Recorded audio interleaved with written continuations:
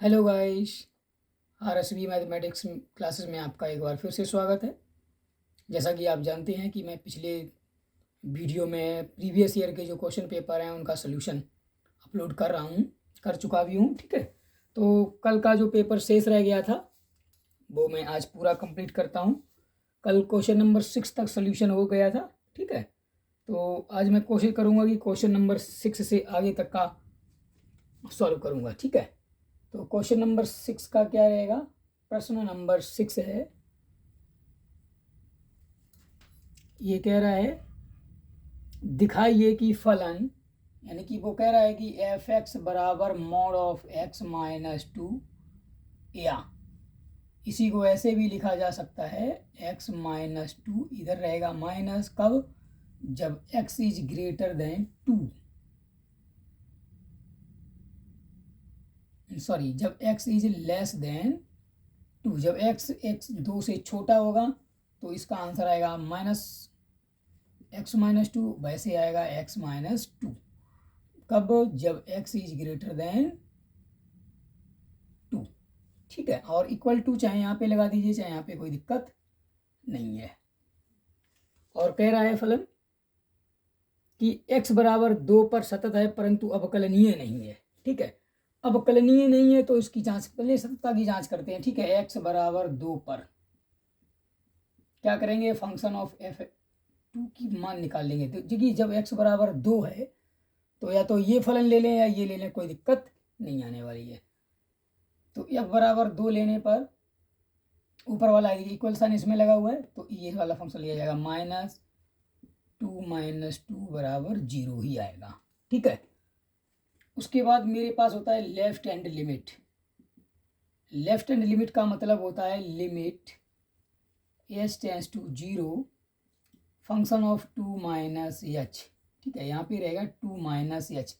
ये 2 minus H का मतलब हो गया 2 से कुछ कम, यानी कि 2 नहीं है, 2 से कुछ कम के लिए मेरा फंक्शन रहेगा ये वाला।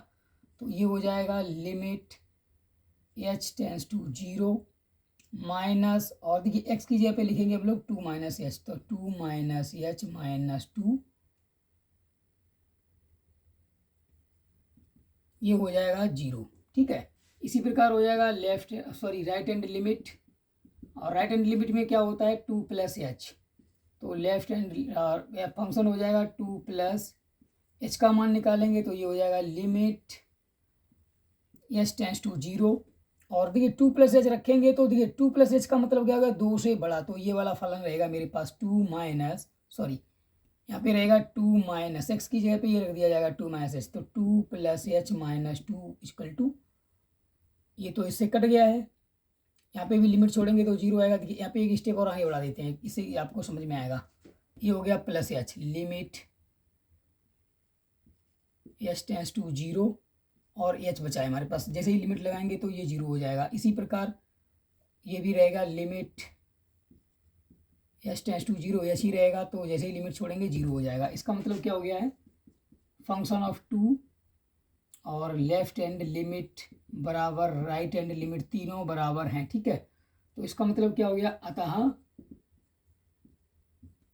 जो एफ एक्स फलन दिया गया है वो एक्स बराबर 2 पर कैसा है? सतत है। ठीक है, अब हम करेंगे अवकलनीयता की जांच करेंगे।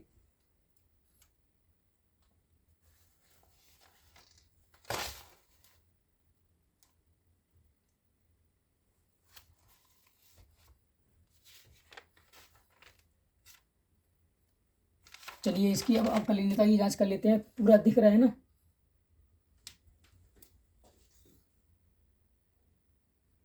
ठीक है, दिख रहा है।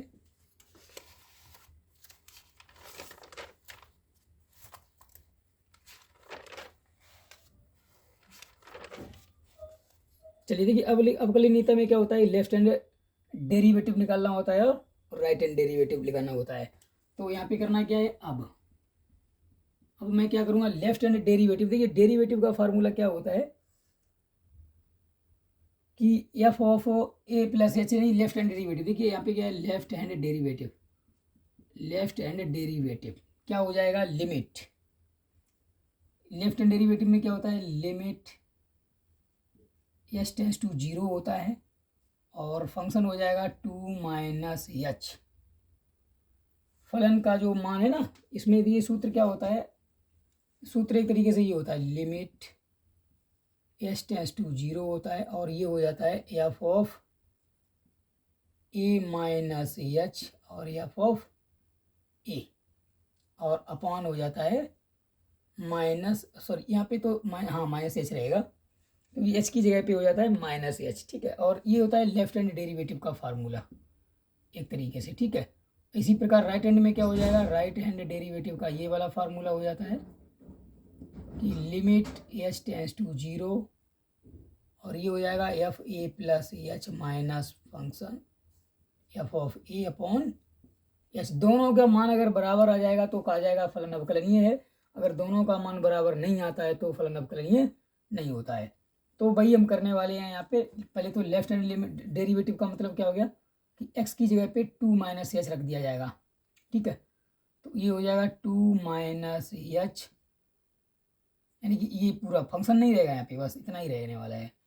2 माइनस एच में क्या है कि ये वाला फलन लिया जाएगा माइनस 2 माइनस एच हो गया है माइनस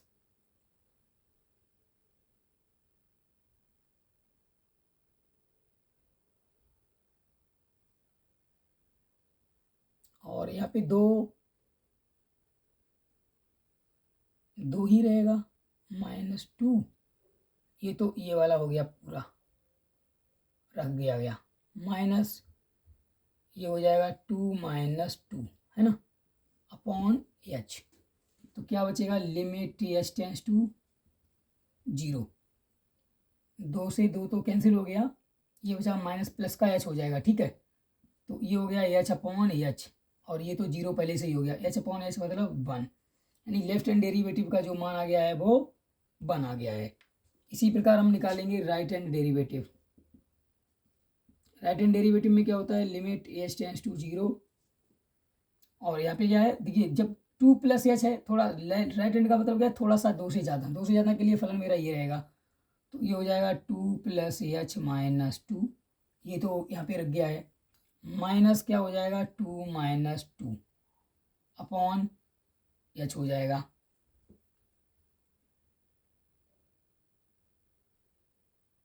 सॉरी यहाँ पे माइनस एच होता है नीचे, तो ये एच माइनस एच ये रहेगा -1, ठीक है। तो इसमें क्या है, ये इससे कट गया है, ये तो जीरो ही हो गया, तो ये हो जाएगा limit H tends to zero हो जाएगा, एच अपॉन एच बराबर 1 हो जाएगा। इसमें क्या है कि देखिए अब left hand derivative and right hand derivative बराबर नहीं है। अब चूंकि left hand derivative is not equal to right hand derivative, तो इसका मतलब क्या हो गया है, ये तो हमारे हो गए सूत्र, ठीक है। ये इनको आपको नोट कर लेना है अवकलनीयता की जांच के लिए। और इसलिए क्या हो जाएगा एफ एक्स बराबर 2 पर अवकलनीय नहीं है, ठीक है। और इसलिए ओवरऑल क्या हो जाएगा, अतः एफ एक्स बराबर 2 पर सतत है लेकिन अवकलनीय नहीं है, अवकलनीय नहीं है, ठीक है। इस तरह ये सवाल कंप्लीट होता है, आप जल्दी से नोट कर लीजिए। और नेक्स्ट सवाल अभी लगवाएंगे छठे का खा, जिसमें लिखा है आलेखीय विधि द्वारा रैखिक प्रोग्राम समस्या को निरूपित विवरोधों के अंतर्गत ये रैखिक समीकरणों का संबंधित है, न्यूनतम और अधिकतम मान ज्ञात करने हैं, ठीक है। ओके,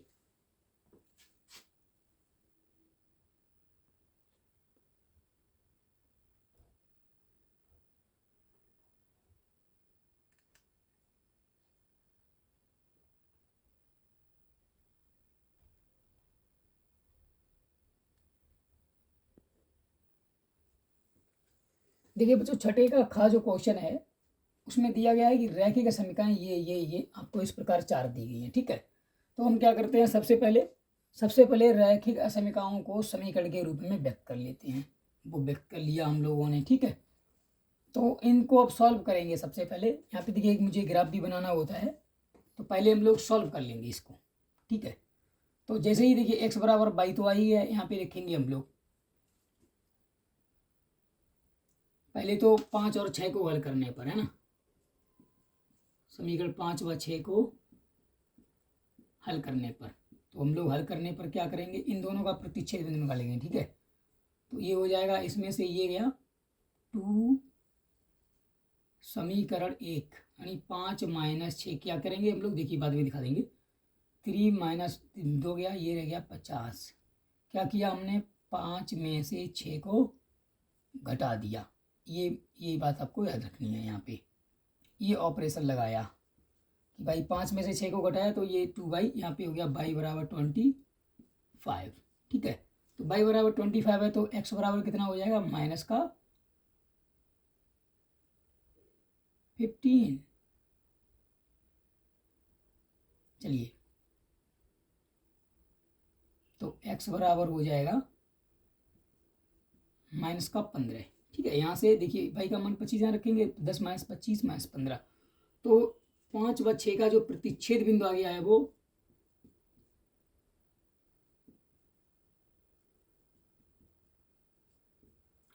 ये आ गया है मेरा माइनस के 15 कामा 25। इन दोनों 5 और 6 का प्रतिच्छेद बिंदु आ गया, ठीक है।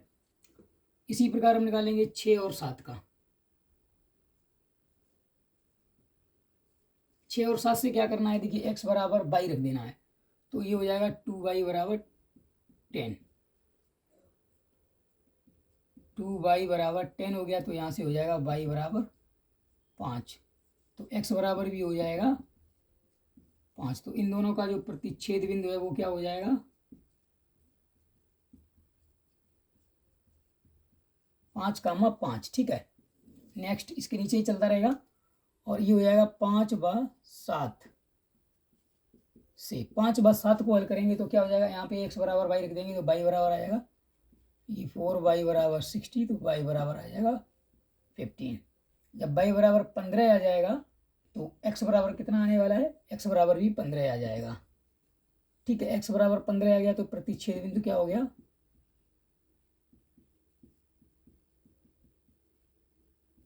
प्रतिच्छेद बिंदु गया 15 कामा 15, ठीक है। अब क्या करना है मेरे को, देखिए इन तीनों को अब एक चित्र में ड्रॉ कर लेना है इस तरह। ये हमारी है एक्स अक्ष, देखिए पॉजिटिव एक्सिस रखनी है क्योंकि एक्स अक्ष से बड़ा है बाई अक्ष से, यानी एक्स से भी बड़ा है बाई से भी बड़ा है, तो चित्र इधर पर कहीं बनने वाला है। ये हो जाएगी मेरी वाई अक्ष, तो इसको माना जाएगा 5, 10, 15, नहीं 10, 20, 30, 40, 50, 60 तक, है ना, बस 60 से बड़ा नहीं जाएगा। तो 10, 20, 30, 40, 50, 60, ठीक है, इस तरह से। अब मैं क्या करूँगा, अब जो पहली ये समीकरण है ना, समीकरण 1 के लिए सारणी बनाऊंगा। समीकरण 1, सॉरी 1 नहीं है 5 है, 5 के लिए सारणी क्या है कि मैं उसका आलेख खींचूंगा। आप सारणी से आलेख कैसे खींचा जाएगा, तो यहाँ से हो जाएगा यहाँ पे इस तरह, इसमें x है इसमें y है, ठीक है। तो यहाँ पे देखिए क्या करना है मेरे को, एक बार x को 0 करना है, दूसरी बार y को 0 करना है इस तरह। और एक जो प्रतिच्छेद बिंदु है वो तो चलता ही रहेगा, नहीं तो इतने से भी लाइन मेरी बन जाएगी, आगे जाएगी, कोई दिक्कत नहीं है। हाँ, एक लाइन जाएगी -15 पे प्रतिच्छेद करेगी, कोई दिक्कत नहीं। x बराबर 0 रखेंगे तो y बराबर आ जाएगा 20। इसमें समीकरण 5 में चल रहे ना, समीकरण 5 के लिए, तो जैसे ही y बराबर 0 रखेंगे तो x बराबर आ जाएगा 60, ठीक है। और इन दोनों का जो प्रतिच्छेद बिंदु है वो तो हमें पता ही है, अभी वो मिल जाएगा, ठीक है। तो यहाँ से है समीकरण 6 के लिए सारणी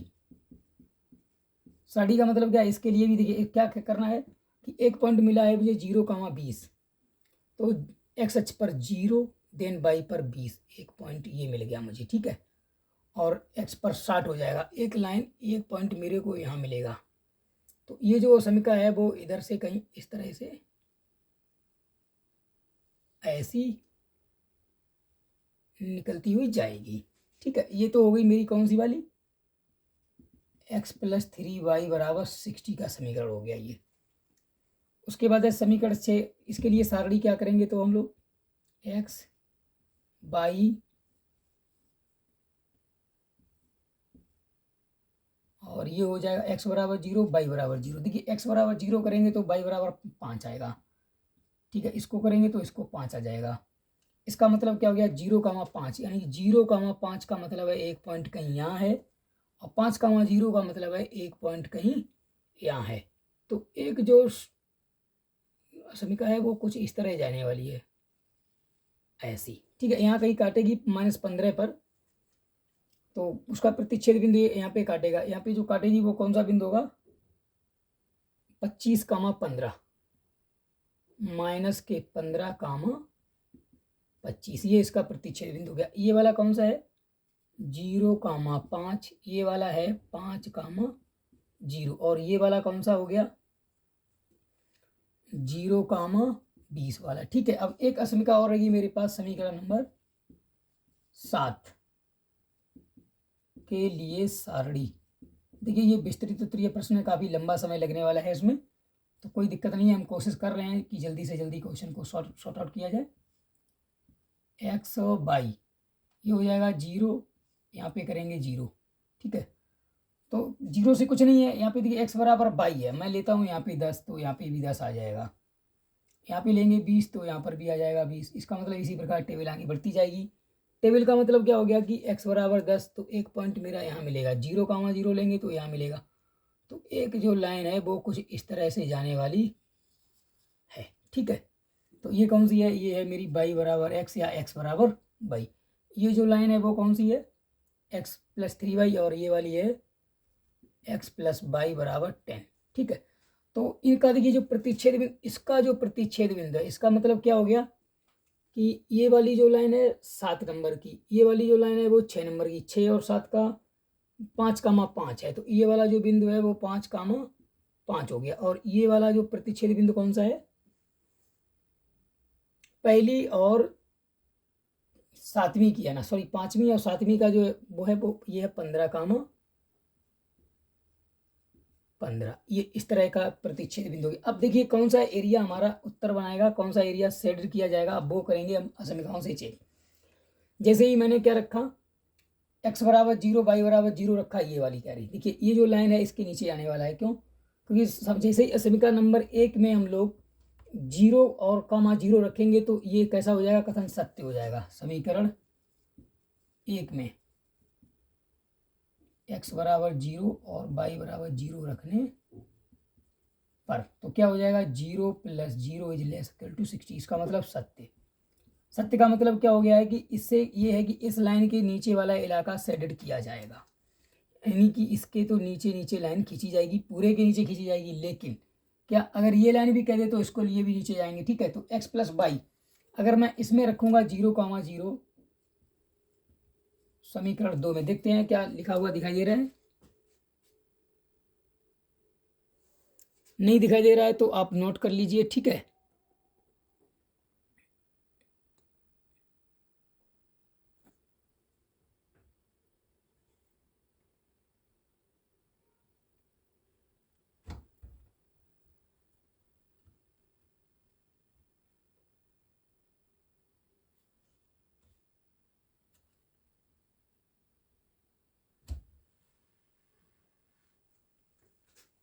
तो समीकरण 2 में भी 0 0 0 x बराबर 0 और y बराबर 0 रखेंगे तो क्या आ जाएगा, 0 + 0 > 10। ये क्या आ गया, असत्य। असत्य का मतलब है इसके ऊपर वाला इलाका शेडेड किया जाएगा।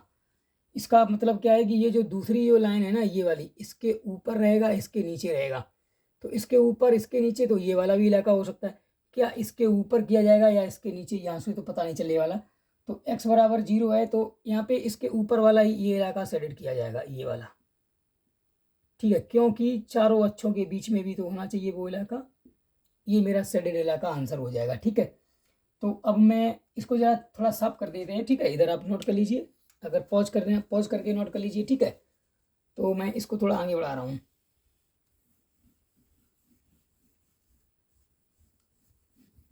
इसके जो कटान बिंदु हैं बस इसी को सॉल्व करना है। यहाँ पे मुझे एक टेबल और बनानी है। देखिए यहाँ पे क्या था कि यहाँ पे मुझे लिखना है कटान बिंदु, जहाँ जहाँ पे प्रतिच्छेद हुए, जो जो जो मेरे कटान बिंदु है ना, ये वाले चार लेने हैं, एक ये एक ये एक ये कटान बिंदु। और यहाँ पे लिखेंगे जेड। जेड बराबर सवाल में ही दिया गया होगा 3x + 9 बाई 3x + 9 बाई का मान जो है अब वो मुझे निकालना है यहाँ टेबल से। तो इसमें क्या लिखेंगे, कटान बिंदु। ठीक है, जल्दी जल्दी कर लेते हैं। पहला कटान बिंदु है हमारा 0,5। 0,5 मतलब x बराबर 0 देन y बराबर 5। तो x बराबर 0 y बराबर 5 है, तो 9 × 45। उसके बाद आएगा 0,20। तो 20 लेंगे तो 20 निम्मा 180। ये 0 तो 0 ही हो जाएगा, सॉरी यहाँ पे रहेगा x। ठीक है, और अगला मेरा है 5,5। अगला कटान बिंदु है मेरा 5,5। जैसे ही 5 रखेंगे 5 3 15, 9 × 45 15 हो जाएगा 60। ठीक है, और अगला है मेरा 15,15। 15,15 रखेंगे, 15 निम्मा 135, 15 3 45, 35 180। इसका मतलब है ये वाला जो है वो मेरा मैक्सिमम। ठीक है, और ये वाला नहीं है, ये वाला भी मेरा मैक्सिमम है। ठीक है, अधिकतम, और ये है मिनिमम। इसका मतलब हो गया है तो जेड का अधिकतम मान 180 व न्यूनतम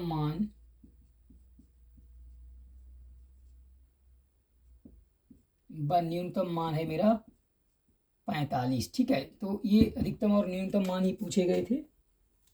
न्यूनतम और अधिकतम मान दोनों ही पता चल गए हैं। 180 सॉरी 60 आ रहा है।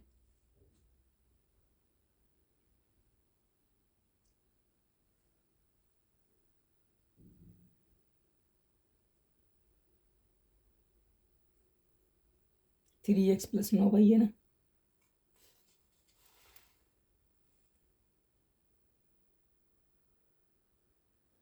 भाई थोड़ा गलत हो गया मुझे लग रहा है। यहाँ पे जो एक है 0,10, ये वाली सारणी गलत हुई है। ये जो है ना 10,10 पर तोड़ा जाता।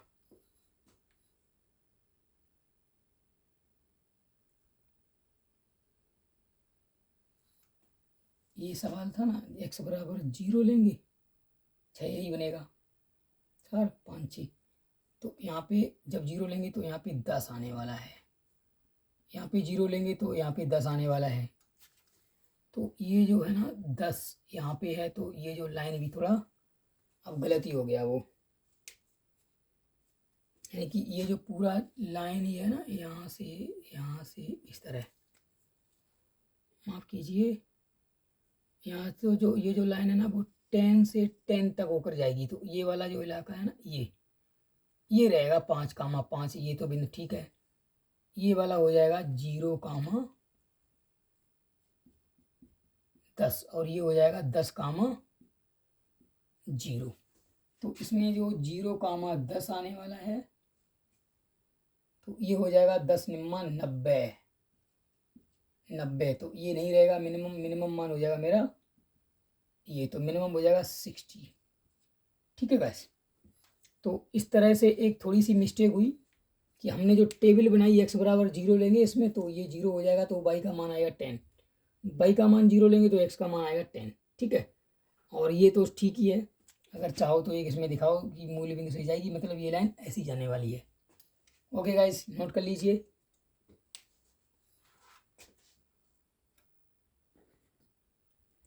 देखिएगा छठे का जो गा क्वेश्चन है, वो कह रहा है कि वृत्त जो वृत्त है जिसकी त्रिज्या 2 सेंटीमीटर है, x² + y² बराबर 4 तथा रेखा है y बराबर x अक्ष के द्वारा घिरे, यानी x अक्ष द्वारा प्रथम चतुर्थांश में घिरे भाग का क्षेत्रफल ज्ञात करना है। ठीक है, तो ये समाकलन के अनुप्रयोग चैप्टर से सवाल लिया गया है।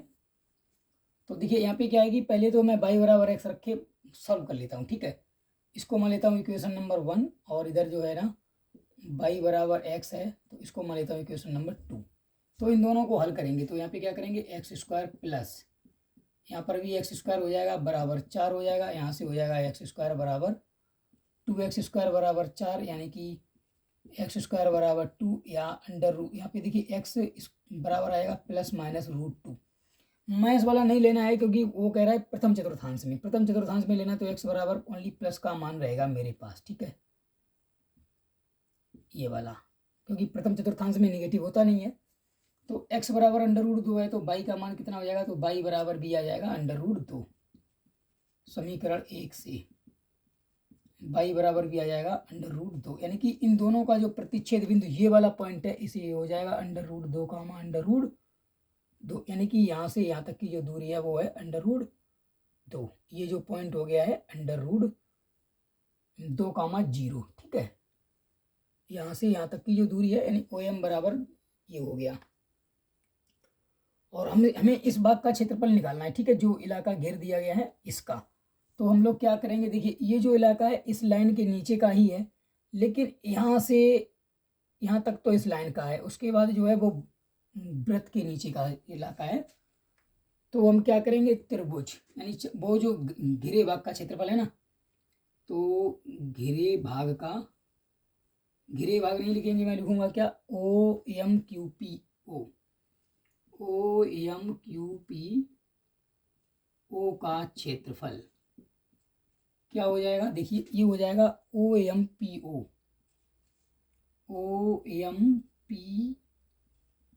का क्षेत्रफल प्लस MQPM का क्षेत्रफल, यानी कि ये पूरा जो क्षेत्रफल है वो इन दो भागों से मिलकर बना हुआ है। तो OMP, देखिए OMP का क्षेत्रफल निकाल सकता हूं मैं, क्या हो जाएगा, ये देखिए इसकी लिमिट क्या है, 0 से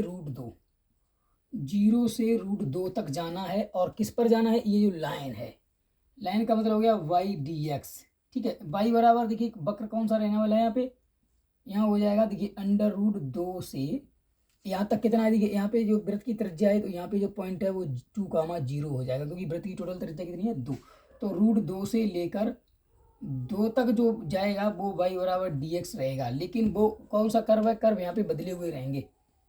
देखिए 0 से √2 तक तो जा रहा है x वाला, तो ये हो जाएगा 0 से √2 और x इंटू dx हो जाएगा, प्लस इसका जो होने वाला है √2 से 2 तक जाएगा, लेकिन यहाँ से y का मान यहाँ से निकाला जाएगा, y का मान हो जाएगा √2 के अंदर 4 minus x square into dx। तो देखिए ये हो जाएगा x²/2, लिमिट छोड़ देंगे 0 से √2, प्लस इसको मैं मान लेता हूँ I1, ठीक है। इसको आगे थोड़ा सॉल्व करके यहीं पे रखेंगे, जगह थोड़ी कम है इसलिए I1 मान लिया है। तो ये हो जाएगा देखिए 1/2 तो बाहर आ जाएगा, √2 का वर्ग करेंगे 2 माइनस 0 मतलब 1 आ गया ओनली। इसका तो क्षेत्रफल आ गया 1। और मैं I1 का मान और निकाले तो इसको इक्वेशन नंबर 1, या तो ऐसे ही रख लीजिए, थोड़ा इसको मिटा देंगे बाद में, ठीक है। पहले मैं क्या निकाल रहा हूँ, इसको पूरा ही मिटा दे रहे हैं ऐसे। तो ये किसका क्षेत्रफल निकाला है मैंने, OMPO का क्षेत्रफल आ गया 1, इसका जो क्षेत्रफल आ गया है वो 1 आ गया है, ठीक है। इतना आप नोट कर लीजिए, बराबर हो जाएगा 1, इतना नोट कर लीजिए, उसके बाद मिटाएंगे हम, ठीक है। उसके बाद इसका क्षेत्रफल निकालेंगे, मिटा दें तो ये क्या हो जाएगा, आप बैक कर लीजिए या पॉज करके लिख लीजिए, ठीक है। तो अब मैं आगे बढ़ रहा हूँ, ये किसका होने वाला है, MQPM का क्षेत्रफल क्या हो जाएगा y/dx, लेकिन √2 से 2 तक कौन सा कर्व रहने वाला है, √2 से 2 तक जाने वाला है, ये y का मान ये वाला, 4 minus x square into D X. देखिए अंडर रूट के अंदर A square minus x square होता है, तो इसका डायरेक्ट फार्मूला बनता है एक्स अपॉन 2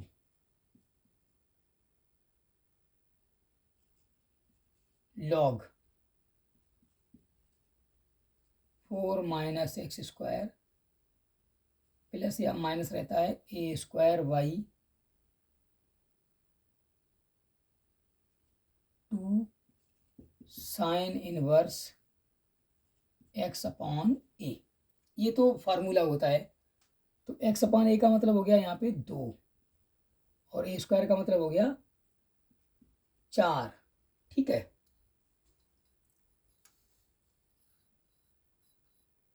और इस पे जो लिमिट भी लगने वाली है अंडर रूट 2 से 2 तक। तो चलिए पहले अपर लिमिट खोल देते हैं। तो ये हो जाएगा 2/2 log under root 4 minus 4 minus ये हो जाएगा 2 साइन इनवर्स और ये हो जाएगा 1। ठीक है, ये ऊपर वाली लिमिट छोड़ दीजिए, माइनस लोअर लिमिट खोलेंगे। लोअर लिमिट क्या हो जाएगा अंडर रूट 2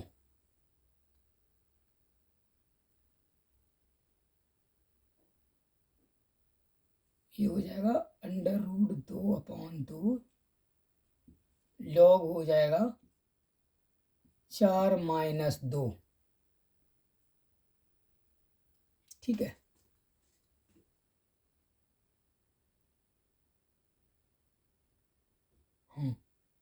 माइनस यहाँ पे तो रहनी नहीं है, ये हो जाएगा 2 साइन इनवर्स अंडर रूट 2 रखा जाएगा तो हो जाएगा 1/√2 इस तरह से।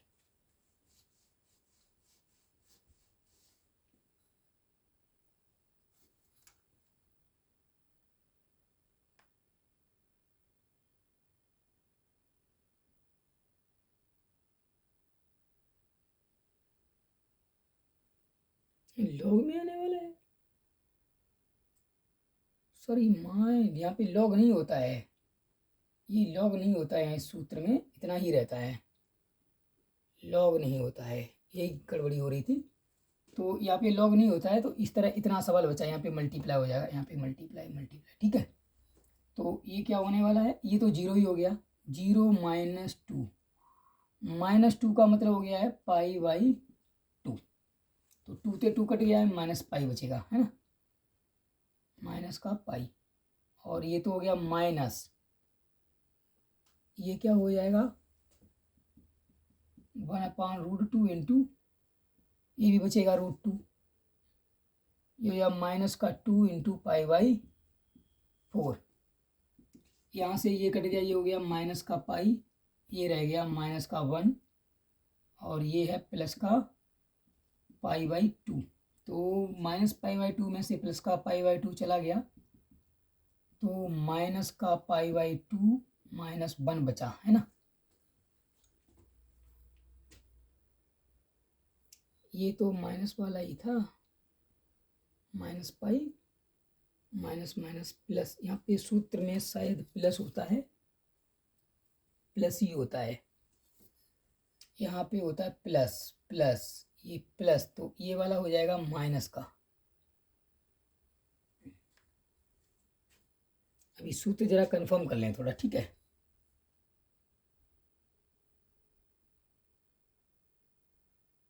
हाँ,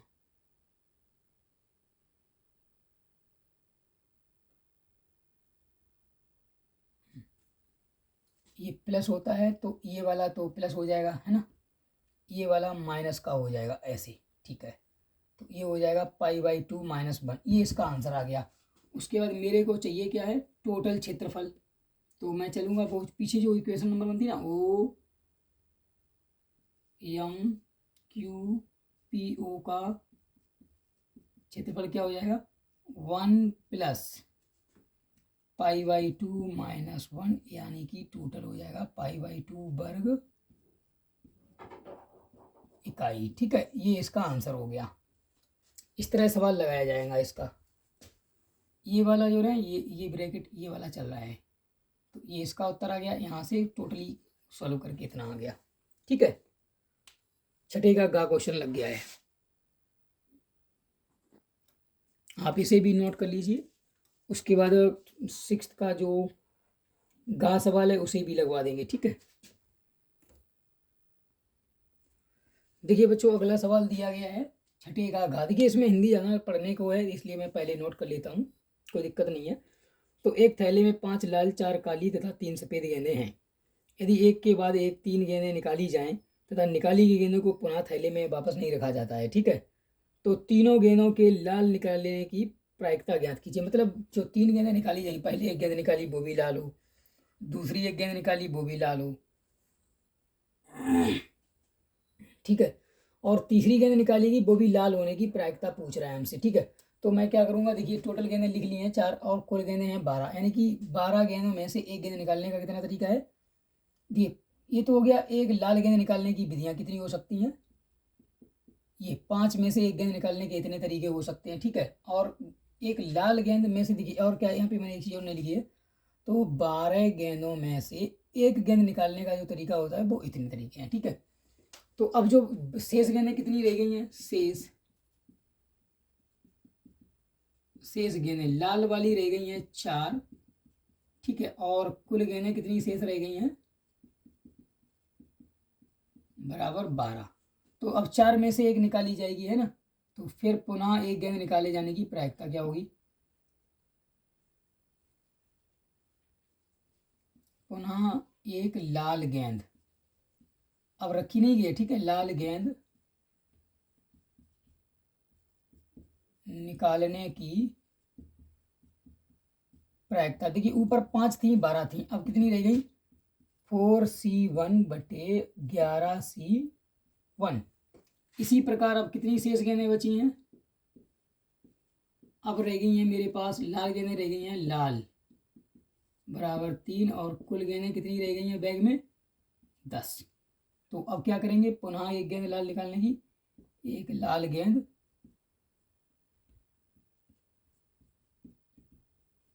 और निकालने की प्रायिकता कितनी हो जाएगी, 3C1/10C1। ठीक है, तो अब तीनों गेंदें लाल होने की प्रायिकता कितनी होगी, तीनों गेंदें लाल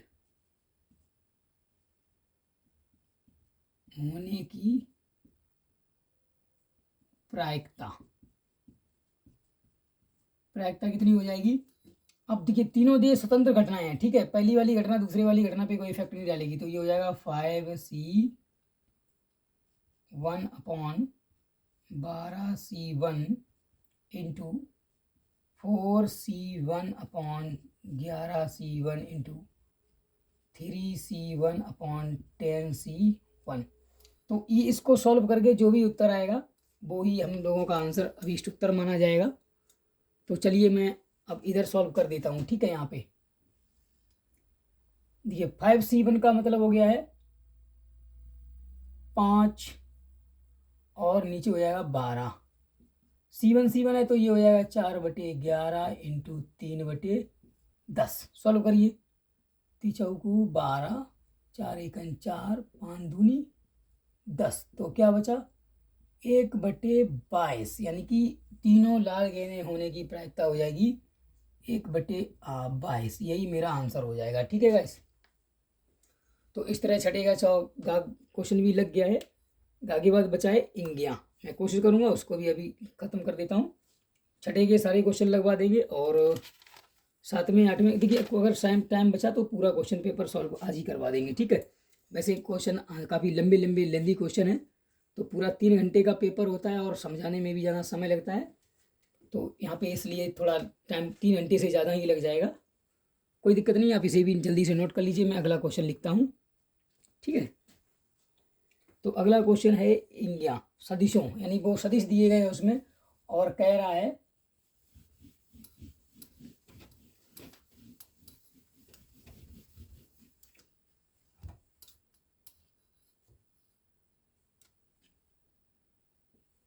ठीक है। जो सदिश दिए गए हैं वो कह रहा है एक सदिश दिया गया है, बी सदिश दिया गया, ए और बी पर लंब सदिश ज्ञात कीजिए और उनके बीच के कोण की ज्या भी ज्ञात कीजिए। देखिए एक तो दिया गया है वेक्टर ए और एक दिया गया है वेक्टर बी। दोनों में क्या है 2 - 1 1 2i - j + k, ठीक है, ये दिया गया है।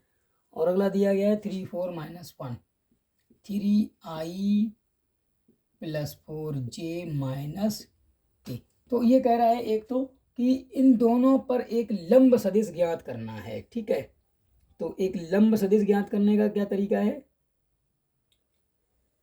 ए और बी दोनों पर जो लंब सदिश निकाला जाता है वो क्रॉस मल्टीप्लाई करके निकाला जाता है, ठीक है। लंब सदिश ज्ञात कीजिए, पर लंब इकाई सदिश ज्ञात करना है, ठीक है। तो लंब इकाई सदिश हो जाएगा, देखो तो वो क्या आता है वेक्टर ए व वेक्टर बी पर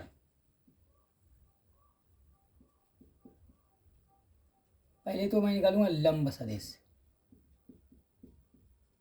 ठीक है। क्या हो जाएगा vector a cross vector b, ज्या को टारगेट रख के बनाना है,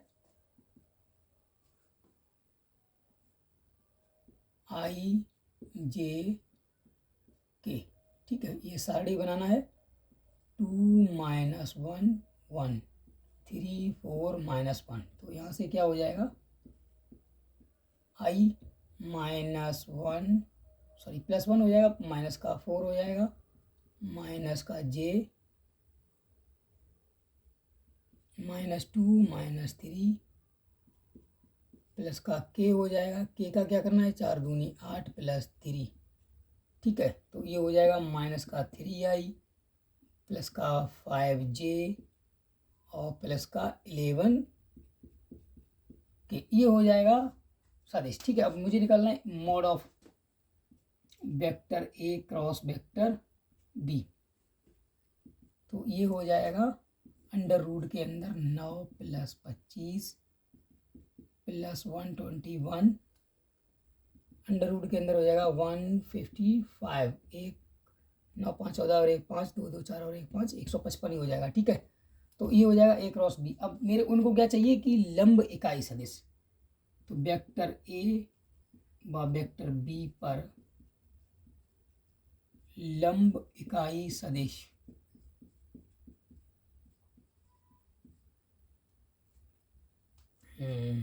लंब इकाई सदिश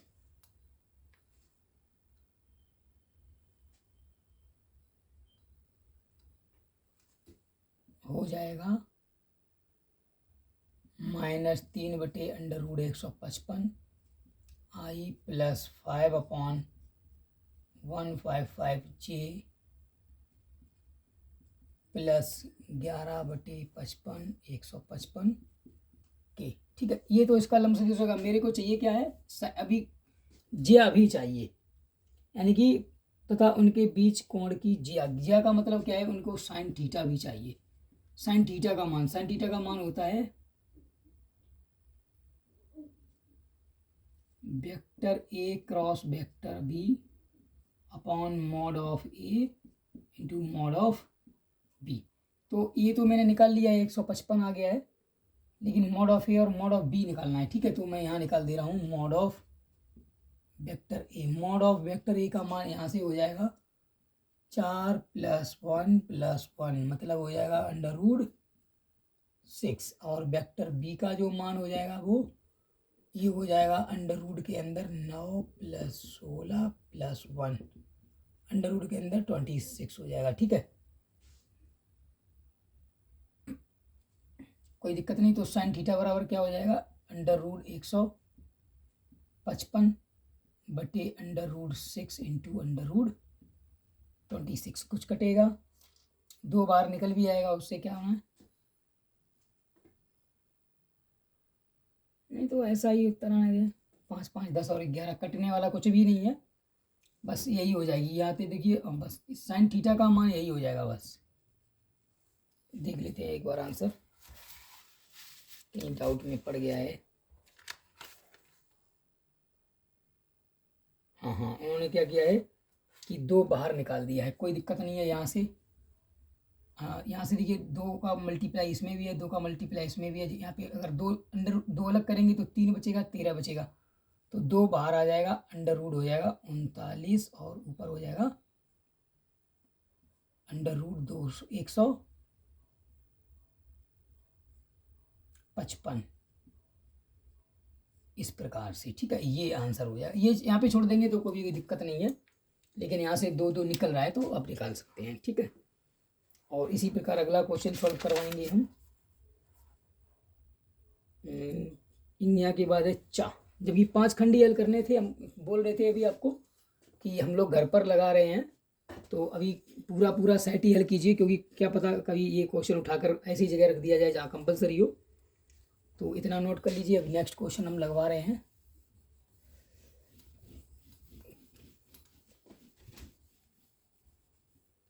चार क्वेश्चन जो है वो कह रहा है कि हल करना है सेक इनवर्स।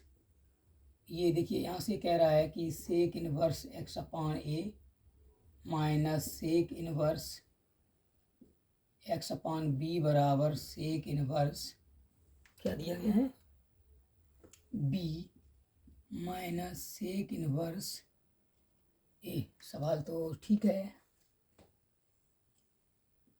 ये दिया गया और कह रहा है कि हल करिए। हल करने का मतलब है एक्स का मान निकालना है इसमें से। प्रतिलोम त्रिकोणमितीय फलन का सवाल है।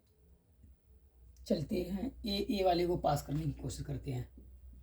सेक इनवर्स एक्स अपॉन ए प्लस का हो जाएगा सेक इनवर्स ए।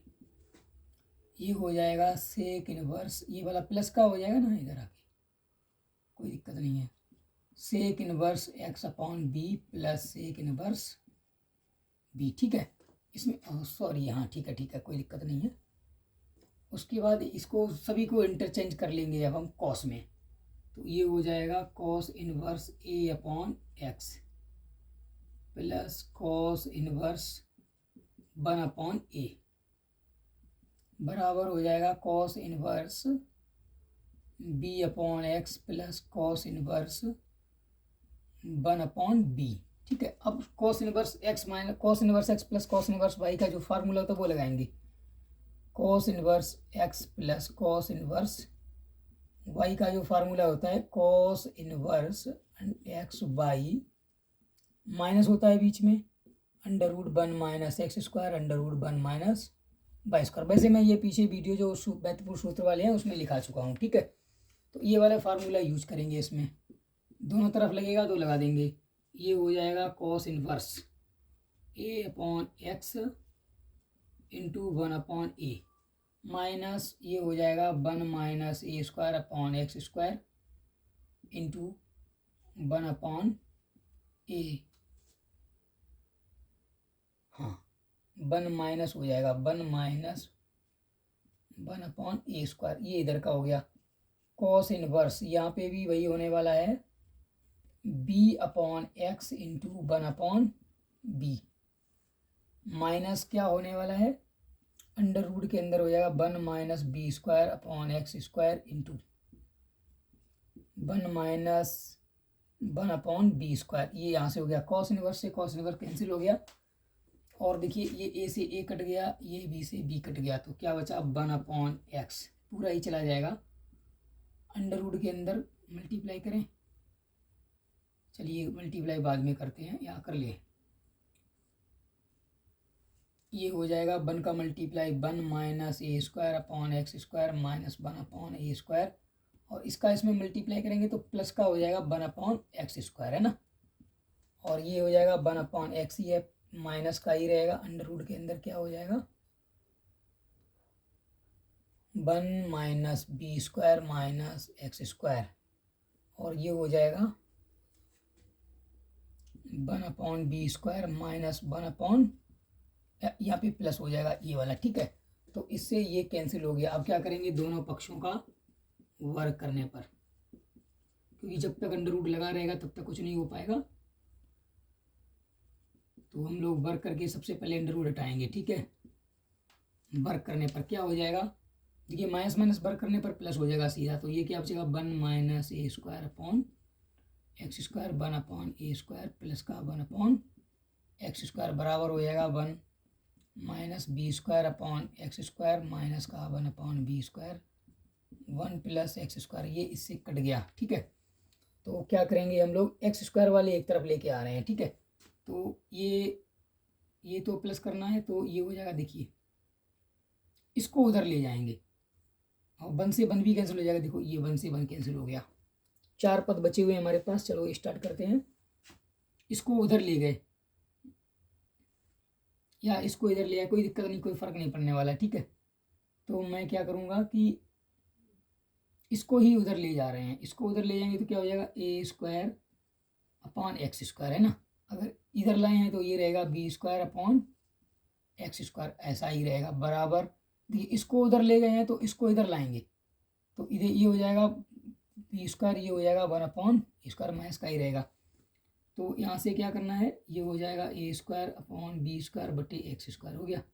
ये हो जाएगा ए square minus B square upon A square B square, ये ऊपर से ऊपर कैंसिल हो गया, 1 बचा ना, इधर मल्टीप्लाई हो जाएगा। अगली स्टेप में क्या हो जाएगा, एक्स स्क्वायर बराबर हो जाएगा ए स्क्वायर बी स्क्वायर, यानी कि एक्स बराबर क्या आ जाएगा, अंडर प्लस माइनस बी। बस यही इसका सोल्यूशन है और यही आंसर है। ठीक है, इसको भी नोट कर लीजिए। अब क्वेश्चन नंबर 7 काफ़ी लंबा क्वेश्चन हो जाएगा, अभी विधि से हल करना है। ठीक है, तो आप जल्दी से नोट कर लीजिए, तब तक मैं अभी लिख ले रहा हूँ। चलिए दोस्तों, अगला ये क्वेश्चन जो है 7 का जो है वो, ये 3 समीकरण दिए गए हैं और कहा गया है कि आव्यूह विधि से इनको हल करना है। कौन सी विधि, आव्यूह विधि से हल करना है। आव्यूह में भी 2 विधियां दी गई हैं, एक तो दी गई थी क्रैमर विधि। ठीक है, तो क्रैमर रूल से विधि उसने साफ लिख रखा है कि आव्यूह विधि से ही सवाल को हल करना है। तो आव्यूह विधि में क्या करना है, देखिए सबसे पहले समीकरण दिए होते हैं उन्हें ए एक्स बराबर बी के रूप में लिख लेते हैं। ये तो बात आपको पता ही होगी, क्लास में बताई होगी। ठीक है, तो ए एक्स बराबर बी के रूप में लिखा, तो ये जो हो गया ये ए हो गया, ये एक्स हो गया, ये बी हो गया। ठीक, देखिए जब ए एक्स बराबर बी होता है तो मैं यहीं पे शॉर्ट कर देता हूँ कि अगर एक्स का मान होता है तो क्या हो जाएगा, ये हो जाएगा ए इनवर्स बी। क्या करेंगे, ए इनवर्स का मल्टीप्लाई इधर करेंगे, ए इनवर्स का मल्टीप्लाई इधर करेंगे, तो हम क्या करेंगे, लास्ट में एक्स का मान यहाँ से निकाल सकते हैं। ठीक है, तो सबसे पहले मुझे ए इनवर्स जरूरी है, तो ए इनवर्स निकालने से पहले मॉड ऑफ निकालेंगे। अगर मॉड 0 आ गया तो ए इनवर्स निकाला नहीं जा सकता, तो पहले मॉड निकालते हैं। ठीक है, मॉड का मतलब हो गया 3, ये रो कट गई तो ये रहा 2 दूरी 2 एकम 2 माइनस के 3, माइनस माइनस ये हो जाएगा +2, ये हो जाएगा 2 दूनी 4 प्लस 4, ये हो जाएगा प्लस का 3 और 3 दूनी माइनस के 6 माइनस के 4 बराबर क्या होने वाला है। चलिए देखिए इसके आगे यहीं पे कर दे रहा हूँ। ठीक है, ये इसका उत्तर आने वाला है माइनस के 3 प्लस के 8 दूनी 16 माइनस के 30 16 33, ये आ गया माइनस का 17 जो कि 0 नहीं है।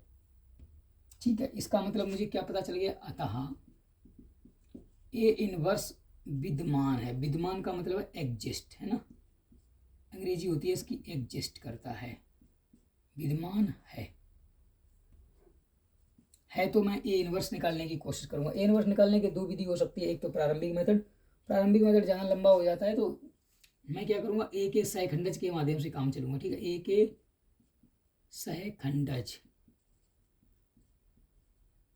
सहखंडज यहाँ पे निकालूंगा। क्या क्या होते हैं ये सहखंडज, A11 पूरा दिखाई दे रहा है ना बच्चों, हाँ ठीक है। तो A11 का मतलब क्या हो गया है, चलिए मैं एक बार लगा के दिखा दे रहा हूँ पूरा। A11 का मतलब है, इसको छोड़िए क्या बचा, 1 -1 -3 2, तो इसको सॉल्व करेंगे क्या आ जाएगा, 2 एकम 2 -3, ये हो गया 2 -3 बराबर माइनस का 1। ठीक, और यहाँ से हो जाएगा A12 यहाँ पे देखिए एक प्लस होता है तो एक माइनस होता है। कैसे पता करेंगे कौन सा प्लस माइनस रहेगा, तो इनको जोड़िए, अगर सम आ रहा है तो प्लस रहेगा, अगर विषम आ रहा है तो माइनस करना पड़ेगा उसके आगे। तो 1 2 3 माइनस रहेगा ये। तो 1 2 का मतलब क्या है, रो और कॉलम, ये है इस रो को छोड़िए, इसको छोड़िए, तो क्या बचा 2 -1 4 2। ठीक है, तो इसको सॉल्व करेंगे 4 और ये हो जाएगा 4 + 4 और बाहर रहेगा माइनस, तो ये हो जाएगा -8। तो ये अब अगला वाला कौन सा आने वाला है, A13 का मतलब हो गया प्लस का ही रहने वाला है। A13, तो ये छोड़ देंगे, ये छोड़ देंगे, तो ये हो जाएगा 214 माइनस 3। कैंची का ही मल्टीप्लाई करेंगे तो ये हो जाएगा माइनस का 6 माइनस का 4, आंसर आ जाएगा माइनस का 10। ठीक है, माइनस का 10 हो गया। 3 दूनी माइनस 6 माइनस के 4। ठीक, प्लस तो रहना नहीं है, प्लस प्लस माइनस प्लस, अगला वाला माइनस आएगा। तो ये 3 और 1 4 भी है, यहाँ से क्या है कि 2 1 का यह किया जाएगा, यहाँ पे माइनस लगाना पड़ेगा क्योंकि 2 और 1 3 होते हैं। ठीक, तो अगला क्या है 2 और 1। 2 का मतलब है इसका 2 ऐसा कॉलम, तो ये हो जाएगा माइनस 2 3 माइनस 3 2 माइनस 2 3 माइनस 3 2, क्या हो जाएगा माइनस का 4 प्लस का 6, माइनस का 4 प्लस का 6 और प्लस के 2, यहाँ हो जाएगी माइनस के 2। ठीक है, और अगला देखते हैं हम, यहाँ पे अभी और जगह है क्या, 2 1 अब नहीं बची हुई है, तो कोशिश करेंगे कि मैं यहाँ पे लिख ले रहा हूँ। ठीक है, तो ये हो जाएगा A22, क्या हो जाएगा 2 2 2 2 4 प्लस के हैं, सॉरी सम है तो प्लस का ही रहने वाला है। 2 2 2 का मतलब है बीच वाला छोड़ दीजिए, 3 3 4 2, मतलब 3 दूनी 6 माइनस 12, आंसर आने वाला है माइनस का 6। A23 बराबर क्या हो जाएगा, A23 का मतलब हो गया है, ये छोड़िए ये छोड़ दीजिएगा, मतलब है 3 माइनस 2 4 माइनस 3, 3 माइनस 2 4 माइनस 3, इसको सॉल्व करेंगे 3 माइनस के 9 प्लस के 8। ठीक है, और इसके आगे आने वाला है माइनस, तो ये हो जाएगा प्लस का 1। अब यहाँ पे करेंगे हम लोग 3 1, 3 1 का मतलब हो गया है, इसको छोड़ेंगे इसको छोड़ेंगे, माइनस 2 3 1 माइनस 1, तो ये हो जाएगा माइनस नहीं प्लस का और माइनस का 3 बराबर माइनस का 1। ठीक है, और अगला आने वाला है 3 2, 3 2 का तात्पर्य हो गया है ये तो 3 3 2 1, 3 3 2 माइनस 1, इसको सॉल्व कराएंगे तो ये हो जाएगा माइनस का 3, यहाँ माइनस और आगे आने वाला है। ठीक है, तो माइनस 3 माइनस के 6, ये हो जाएंगे प्लस का 10, 3 2 5 है ना, ये वाला माइनस का आ ही गया है ना, ये माइनस ले ही लिया, प्लस माइनस 3 2 5 माइनस 3 और माइनस के 6 माइनस 9, हाँ माइनस के 9 प्लस के 9 आने वाले हैं ये। ठीक है, और अगला बचा है मेरा प्लस 3 3, ये हो जाएगा हमारे पास 3 3 का मतलब है 3 माइनस 2 2 1, तो ये हो जाएगा 3 प्लस का 4, यानी कि ये हो जाएगा 7। ठीक है गाइस, तो चलिए एक बार फिर से चेक कर लेते हैं, क्योंकि सवाल अगर कहीं बीच में गलत होता है तो पूरा समस्या बढ़ जाएगी। ठीक है, तो 1 माइनस 1 आएगा, माइनस 8 आएगा, माइनस 10 माइनस के, यहाँ पे गड़बड़ी हो गई है लग रहा है, हाँ देखिए ये इसमें गड़बड़ी हो गई है, 2 दूनी 4 3 तिरका माइनस के 9, प्लस के 9 आने चाहिए थे, यहाँ पे प्लस का 9 आएगा और 9 में से यहाँ पे आ जाएगा माइनस का 5। ठीक है, और माइनस का 5 आएगा, उसके बाद आएगा माइनस का, ये तो माइनस ठीक से माइनस के 9 प्लस के 6, 4 दूनी 8 प्लस का 1 ही आएगा, माइनस 1 9 और 7। ठीक है, तो इतना तो क्लियर हो गया है हम लोगों को। अब मैं यहाँ पे लिखने वाला हूँ, ये लिखूंगा एडजॉइंट ऑफ ए। देखिए एडजॉइंट ऑफ ए से पहले लिखूंगा ए के सहखंडज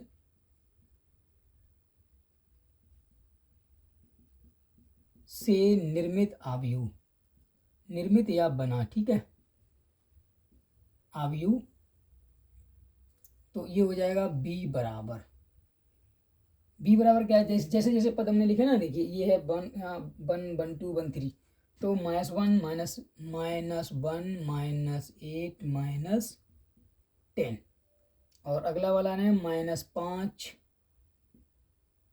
माइनस 6 1, ये हो जाएगा माइनस 1 और 9 7। ठीक है, ये हो गया इसका अवयव। अब मुझे निकालना क्या है, एडजॉइंट ऑफ ए। क्यों निकालना है, क्योंकि ए इनवर्स बराबर होता है adjoint of A upon mod of A. Mod of A का मान 17 आ ही गया, एडजॉइंट ऑफ ए का मतलब होता है बी डैश, या लिख सकते हैं बी का परिवर्त रूप। परिवर्त रूप कैसा होता है कि रो को कॉलम में चेंज कर दिया था, ठीक है। तो ये हो जाएगा एडजॉइंट ऑफ ए -1 -8 -10, ठीक है। ये हो जाएगा माइनस का 5 माइनस का -5 माइनस का 6, सही लिखा हूँ, 1 2 10, हाँ 5, ये 1 होना चाहिए था यहाँ पे, ठीक है, वो तो 1 है। 5 -6, यार कभी गलती कर दी क्या? हाँ ये गलती कर दी, इसको ऐसे लिखना था, लिख दिया। फिर इसको ऐसे लिखना 5 6,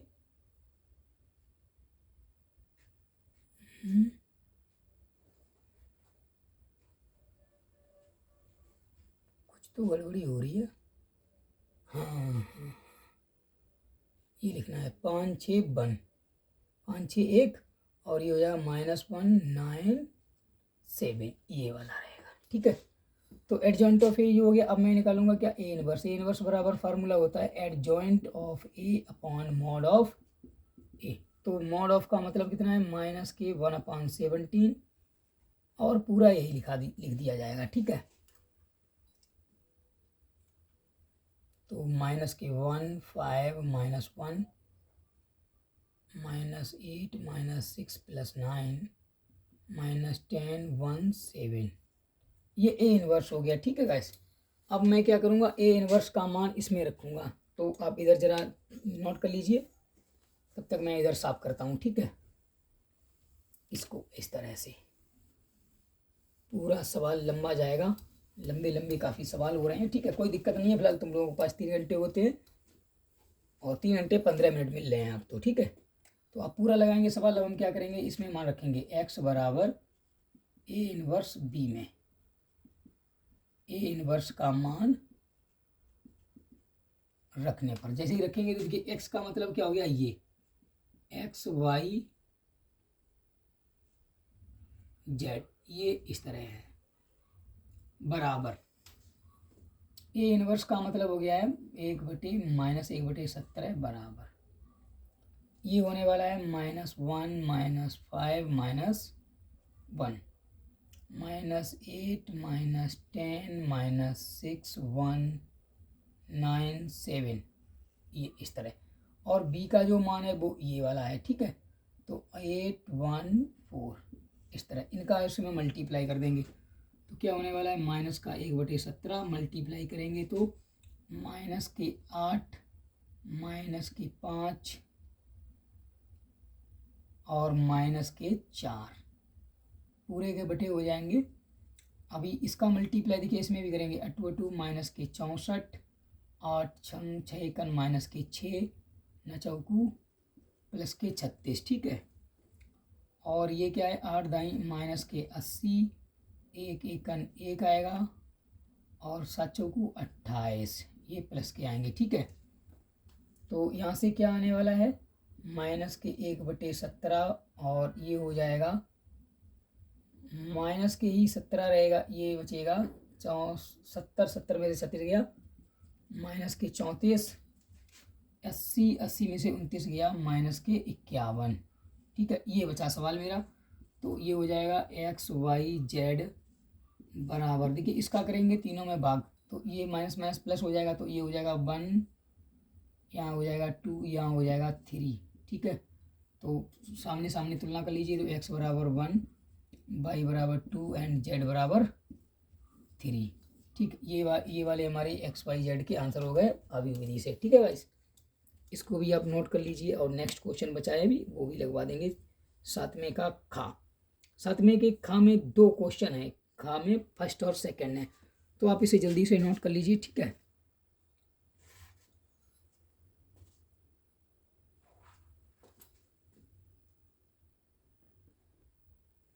देखिएगा अगला क्वेश्चन दिया गया है, त्रिभुज का जो क्षेत्रफल है वो 35 वर्ग इकाई है, और उसके शीर्ष ये हैं। मेरे को फार्मूला पता होता है, एक तो त्रिभुज का क्षेत्रफल बराबर होता है डेल्टा, बराबर होता है 1/2 x1 y2 minus y3 plus x2 y3 minus y1, और अगला होता है plus x3 y1 minus y2। ये फार्मूला होता है। तो चलिए मैं इसी में ये जो मान दिए गए हैं वो रख लेता हूँ। इसका मान जो दिया गया डेल्टा यानी त्रिभुज का क्षेत्रफल ये ना, ये दिया गया है 35 बराबर 1/2।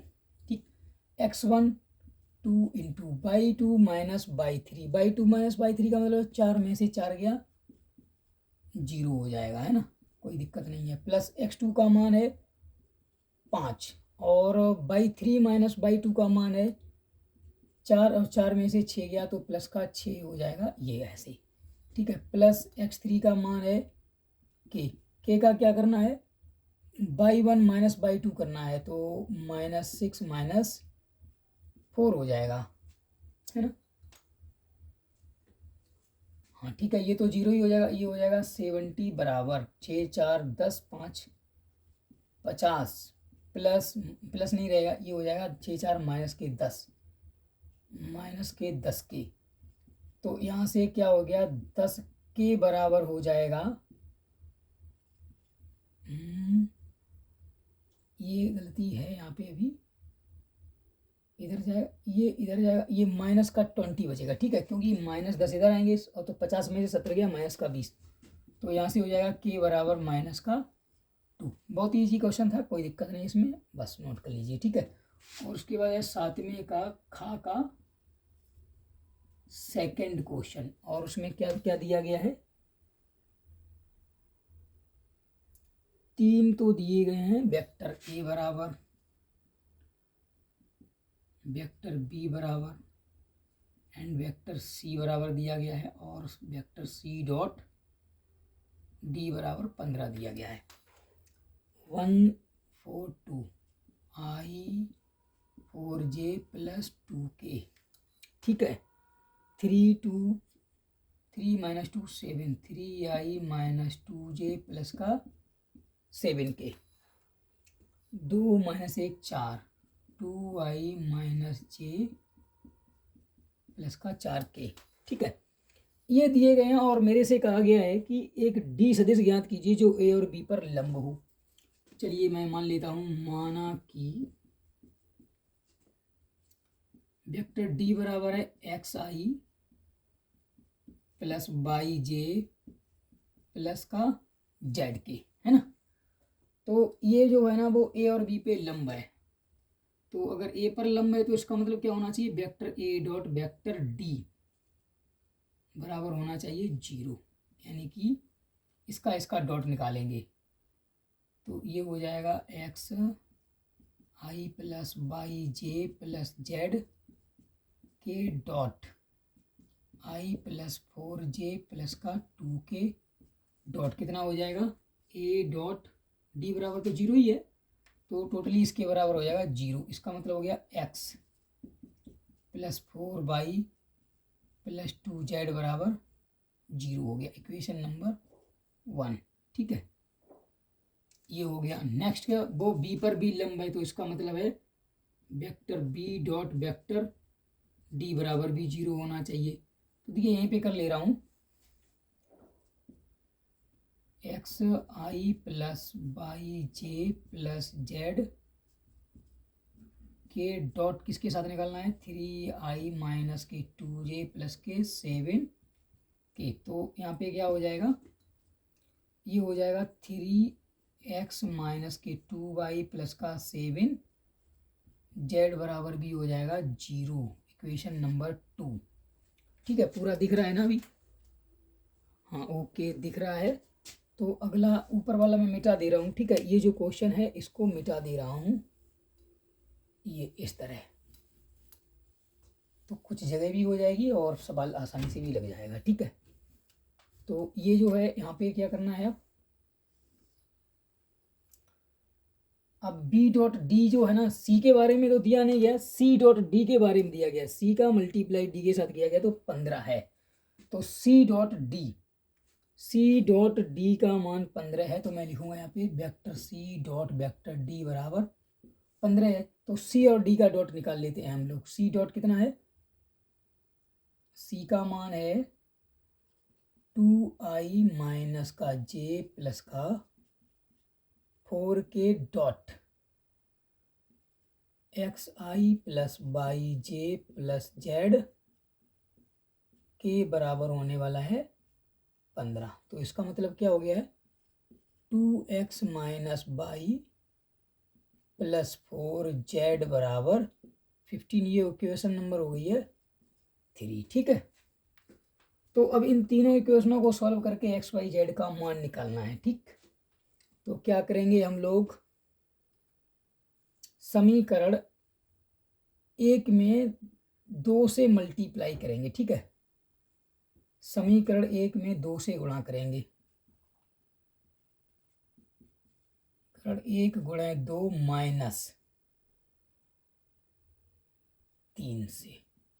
ठीक है, समीकरण एक में 2 से मल्टीप्लाई किया अगर 2x प्लस 4 और ये 8x हो गए।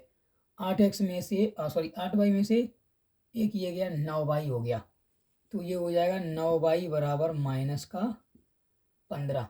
तो यहाँ से हो जाएगा y बराबर 15/9 से तात्पर्य हो गया माइनस के 5/3। ठीक, तो y का मान समीकरण ये तीनों में रखिए, चाहे किसी जिसको जिसको सॉल्व करना है उसको रख लीजिए। ठीक है, समीकरण एक व 2 में रखने पर, तो जैसे ही y का मान समीकरण एक में रखेंगे तो समीकरण एक से क्या हो जाएगा, y का मान रखेंगे तो 5 चौगु माइनस के 20/3। तो ये x प्लस 2z बराबर हो जाएगा, x प्लस 2z बराबर हो जाएगा 20/3। इक्वेशन नंबर 4 है ना। और जब इसमें रखेंगे तो ये हो जाएगा 3x प्लस 7z और 5 दूनी माइनस के 10, सॉरी ये तो है ना माइनस का है, प्लस का हो जाएगा, ये जो हो जाएगा बराबर माइनस का 5 दूनी 10/3। ये इक्वेशन नंबर हो गया 5। ओके, तो इसमें क्या करेंगे, यहाँ पे क्या करेंगे, समीकरण 4 में 3 से मल्टीप्लाई किया और 5 को घटा दिया है ना, इसमें से इसे घटाया जाएगा। 3 से मल्टीप्लाई करेंगे तो 3 दूनी 6, 6 में से 7 गया, माइनस का z बचेगा। और ये इसमें से इसे घटाएंगे तो ये हो जाएगा 20 3 60 10 70/3। तो यानी कि यहाँ से हो जाएगा z बराबर हो जाएगा माइनस के 70/3। ठीक है, जहाँ तक मैं समझ रहा हूँ, उत्तर थोड़ा मैच कर लूँ क्या आने वाला है। ठीक है, z का मान ठीक आ गया बिल्कुल। अब x और z के जो मान, सॉरी y के मान जो निकले हैं, तो हम क्या करेंगे, समीकरण एक से क्या हो जाएगा, x और यहाँ पे y का मान रख देंगे तो ये हो जाएगा माइनस के 20/3 माइनस 10 7 दूनी 14, 140 है ना, 140/3 बराबर 0 है। तो 40 20 160। तो यहाँ से हो जाएगा x बराबर माइनस के 100, माइनस माइनस प्लस का हो जाएगा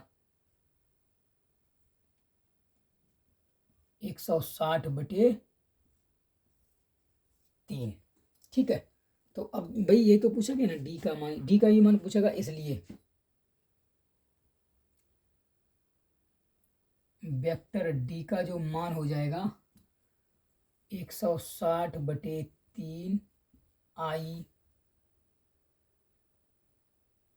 और बाई का जो मान है माइनस के 5/3 जे माइनस के 70/3 के। बस ये मेरा हो जाएगा आंसर। ओके, चलिए ये भी लग गया। क्वेश्चन नंबर 7 तक तो सॉल्व हो गए हैं। क्वेश्चन नंबर 8, टाइम तो काफ़ी हो रहा है, फिर भी हम कोशिश करेंगे। चलिए इसको ख़त्म ही करके छोड़ते हैं आज। ये अगला क्वेश्चन दिया गया 8 में, ये समाकलन का सवाल है, 8 नंबर का क्वेश्चन है। तो देखिए इसकी पावर तो सेम है, जब भी पावर सेम होती है तो चलिए इसको आगे बढ़ा लेते हैं। यहाँ पे मैं आई बराबर इसको मान लेता हूँ। ठीक है, इसको और आगे बढ़ाते हैं, इसको ज़बरदस्ती नीचे वाले से मिलन करेंगे। ये क्या किया मैंने, 5x प्लस 6 कर दिया। तो मैंने अपने पास से 5x दिया है, तो 5x को जोड़ना भी पड़ेगा। और माइनस का 5 करेंगे क्योंकि +1 था और मैंने कर दिया ये। तो ये क्या हो गया मेरे पास, ये हो गया है x² माइनस के 5x प्लस का 6 इंटू dx। ठीक है, तो ये क्या हो जाएगा, देखिए यहाँ से इसको इसके बटे इतने के बटे करेंगे और इतने के बटे करेंगे। ओके, इन दोनों के बटे करेंगे तो ये हो जाएगा 1 इंटू dx प्लस का हो जाएगा 5x minus 5 upon x² minus 5x plus का 6 इंटू dx। तो ये देखिए इसका समाकलन कर दे रहे हैं हम यहाँ पे। नेक्स्ट लाइन से क्या हो जाएगा, ये तो हो जाएगा x प्लस, इसको मान लेते हैं I1। ठीक है, ये तो I है ही, ये इसको इक्वेशन नंबर 1 डाल देते हैं। तो अब हम I1 के लिए सॉल्व करेंगे। I1 का मतलब हो गया है, चलिए 5,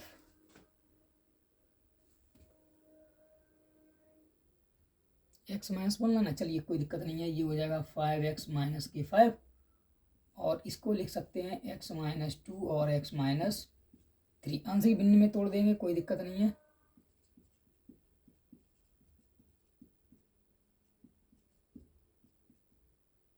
आंशिक भिन्न बनाने पर बनाएंगे तो क्या करेंगे, देखिए ये हो जाएगा 5x माइनस 5 अपॉन यही रहेगा, ये हो जाएगा a बटे x माइनस 2, ये हो जाएगा प्लस b बटे x माइनस 3, है ना। तो यहाँ पे क्या करेंगे, सबसे पहले देखिए ये तो बराबर ही हो जाएगा, ये हो जाएगा 5x माइनस 5 बराबर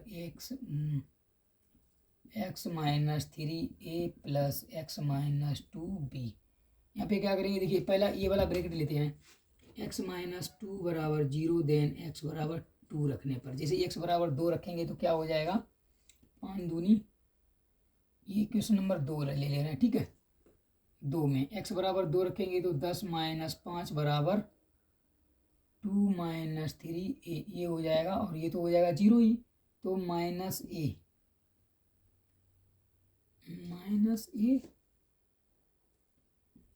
ये बराबर हो जाएगा माइनस का 5, है ना।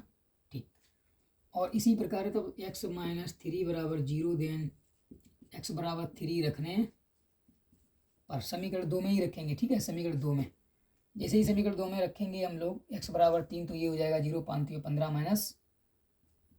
15 माइनस 5 और ये वाला हो जाएगा 3 माइनस 2 b, यहाँ से हो जाएगा सीधा सीधा b बराबर 10। ठीक है, तो ये जो आंशिक भिन्न है इसी भिन्न को फिर ऐसे लिखा जाएगा नाउ। अब क्या हो जाएगा, ये I1 बराबर हो जाएगा,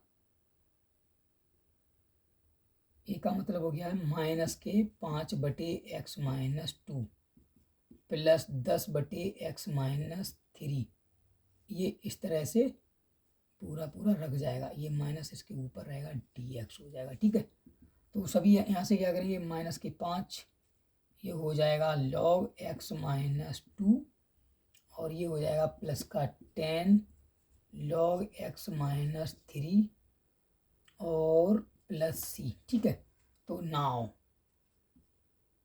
इसलिए i बराबर क्या हो जाएगा, x प्लस नहीं रहेगा, यहाँ पे रहेगा माइनस के 5 log x minus 2 plus 10 log x minus 3 plus c, और ये मेरा आंसर हो जाएगा। ठीक है, हाँ बिल्कुल यही आंसर हो गया, कोई दिक्कत नहीं है। ठीक, 8वें का हो गया। अब देखिए 8वें का एक ही पोर्शन सॉल्व करवा रहे हैं। ठीक है, अगले सेट को देखेंगे, वैसे कठिन नहीं है, ये भी आपको मिल जाएगा खा में। अब मैं कोशिश करूँगा 9वें का खा क्वेश्चन सॉल्व करवा दें। ठीक है, 9वें का खा करेंगे, इस तरह सेट तो पूरा हल हो गया है और जो बचे हुए क्वेश्चन हैं वो आगे पीछे 1-2 सेट में रिपीट हो जाएंगे। ठीक है, तो वैसे तो ये कठिन सवाल नहीं है, आपको कहीं एग्जाम्पल में ही मिल जाएगा। और फलन x की पावर x का निम्नलिखित मान ज्ञात करना है। ठीक है, चलिए 8वां क्वेश्चन हल हो गया 9। अब मैं 9 क्वेश्चन नंबर 9 का ना खा क्वेश्चन हल करवा रहा हूँ, जिससे कि क्वेश्चन सेट हो जाए, जल्दी से कम समय में हल हो जाए। दिया है अवकल समीकरण, तो अवकल समीकरण क्या है,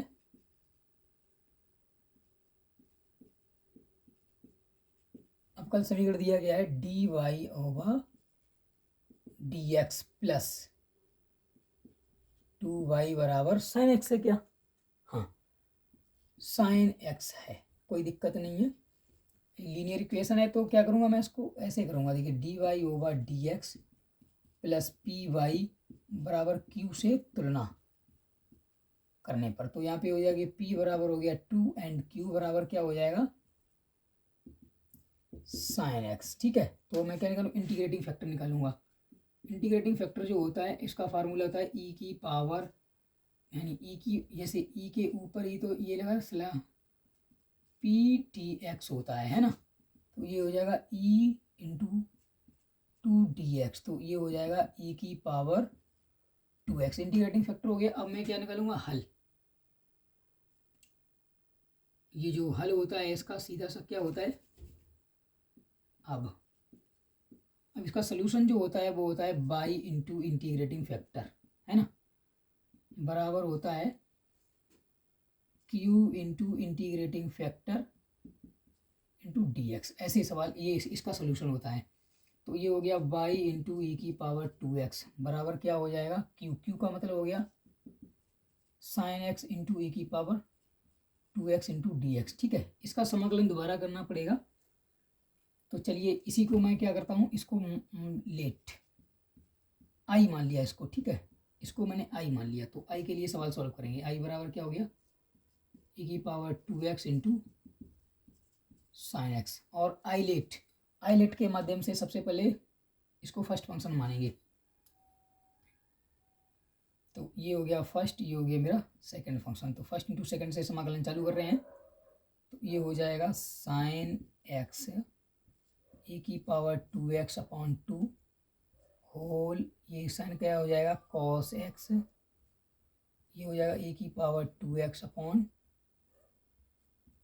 2 इंटू डी एक्स। ठीक है, और इसी प्रकार अगली स्टेप में देखिए यहाँ पे ऊपर कर दे रहा हूँ मैं।